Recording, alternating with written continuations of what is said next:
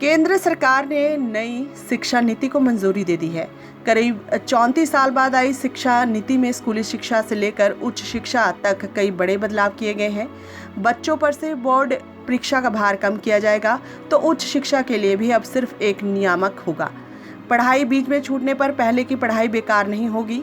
1 साल की पढ़ाई पूरे होने पर सर्टिफिकेट और 2 साल की पढ़ाई पर डिप्लोमा सर्टिफिकेट दिया जाएगा। प्रधानमंत्री नरेंद्र मोदी की अध्यक्षता में हुई मंत्रिमंडल की बैठक में नई नीति पर मुहर लगाई गई है। इसमें 2030 तक प्री प्राइमरी से लेकर उच्चतम माध्यमिक तक 100% और उच्च शिक्षा में 50% प्रवेश दर हासिल करने की बात कही गई है। शिक्षा पर सरकारी खर्च 4.43% से बढ़ाकर जीडीपी का 6% तक करने का लक्ष्य है। अब स्कूल के पहले 5 साल में प्री प्राइमरी स्कूल के 3 साल और कक्षा में 1 और कक्षा 2 सहित फाउंडेशन स्टेज शामिल होंगे। इन 5 सालों की पढ़ाई के लिए एक नया पाठ्यक्रम तैयार होगा। अगले 3 साल का स्टेज कक्षा 3 से 5 तक का होगा। इसके बाद 3 साल तक मिडिल स्टेज आएगा, यानी कक्षा 6 से 8 तक का स्टेज। अब छठी से बच्चे को प्रोफेशनल और स्किल की शिक्षा दी जाएगी। स्थानीय स्तर पर इंटर्नशिप भी कराई जाएगी। चौथा स्टेज 4 साल का होगा। इसमें कक्षा 9 से 12वीं तक के बच्चे शामिल होंगे। इसमें छात्रों को विषय चुनने की आज़ादी होगी।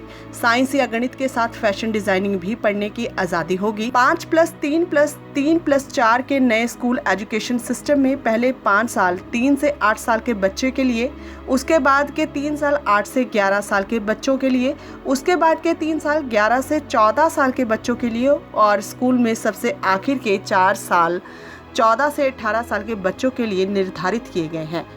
नई शिक्षा नीति को अंतिम रूप देने के लिए बनाई गई समिति का नेतृत्व डॉक्टर कस्तूरीरंगन ने किया। अब छठी कक्षा से ही बच्चों को प्रोफेशनल और स्किल की शिक्षा दी जाएगी। स्थानीय स्तर पर इंटर्नशिप भी करवाई जाएगी। व्यावसायिक शिक्षा और कौशल विकास पर जोर दिया जाएगा। नई शिक्षा नीति बेरोजगार तैयार नहीं करेगा। स्कूल में ही बच्चों को नौकरी के जरूरी प्रोफेशनल शिक्षा दी जाएगी। 10वीं एवं 12वीं की बोर्ड परीक्षाओं में बड़े बदलाव किए जाएंगे। बोर्ड परीक्षाओं के महत्व को कम किया जाएगा। कई अहम सुझाव दिए गए हैं, जैसे साल में 2 बार परीक्षाएं कराना, 2 हिस्सों जैसे ऑब्जेक्टिव और व्याख्यात्मक श्रेणियों में इन्हें विभाजित करना।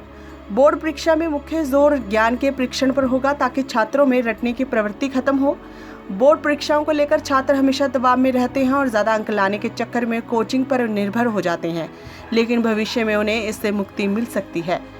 शिक्षा नीति में कहा गया है कि विभिन्न बोर्ड आने वाले समय में बोर्ड परीक्षाओं के प्रैक्टिकल मॉडल को तैयार करेंगे, जैसे वार्षिक, सेमेस्टर और मॉड्यूलर बोर्ड परीक्षाएं। नई नीति के तहत कक्षा 3, 5 और 8वीं में भी परीक्षाएं होंगी। 5वीं कक्षा तक मातृभाषा में पढ़ाई होगी। नई शिक्षा नीति में 5वीं तक, जहां तक संभव हो सके 8वीं तक मातृभाषा में ही शिक्षा उपलब्ध करवाई जाएगी। बच्चों को रिपोर्ट कार्ड में बदलाव होगा। उनका 3 स्तर पर आंकलन किया जाएगा। एक स्वयं छात्र करेगा, दूसरा सहपाठी और तीसरा उसका शिक्षक। नेशनल असेसमेंट सेंटर परख बनाया जाएगा, जो बच्चों के सीखने की क्षमता पर समय समय पर परीक्षण करेगा। 100% नामांकन के जरिए पढ़ाई छोड़ चुके करीब 2 करोड़ बच्चों को फिर दाखिला दिलाया जाएगा। ग्रेजुएशन में 3 और 4 साल की डिग्री है। मल्टीपल एंट्री है। एग्जिट सिस्टम है। आज की व्यवस्था में अगर 4 साल इंजीनियरिंग पढ़ने और 6 सेमेस्टर पढ़ने के बाद किसी कारणवश आगे नहीं पढ़ पाते तो कोई उपाय नहीं होता, लेकिन मल्टीपल एंट्री और एग्जिट सिस्टम में 1 साल के बाद सर्टिफिकेट, 2 साल के बाद डिप्लोमा और 3 से 4 साल के बाद डिग्री मिल जाएगी। ये छात्रों के हित में एक बड़ा फैसला है। 3 साल की डिग्री उन छात्रों के लिए है जिन्हें हायर एजुकेशन नहीं लेना और शोध में नहीं जाना। वही शोध में जाने वाले छात्रों को 4 साल की डिग्री करनी होगी। 4 साल की डिग्री करने वाले स्टूडेंट्स साल में 1 बार MA कर सकेंगे। नई शिक्षा नीति के मुताबिक यदि कोई छात्र इंजीनियरिंग कोर्स को 2 वर्ष में ही छोड़ देता है तो उसे डिप्लोमा प्रदान किया जाएगा। इससे इंजीनियरिंग छात्रों को बड़ी राहत मिलेगी। 5 साल का संयुक्त ग्रेजुएट मास्टर कोर्स लाया जाएगा। MPhil को खत्म किया जाएगा। पोस्ट ग्रेजुएट कोर्स में 1 साल के बाद पढ़ाई छोड़ने का विकल्प होगा। नेशनल मेंटरिंग प्लान के जरिए शिक्षकों को उन्नयन किया जाएगा। बीएड 4 साल का होगा। 4 वर्षीय बीएड डिग्री 2030 से शिक्षक बनने की न्यूनतम योग्यता होगी।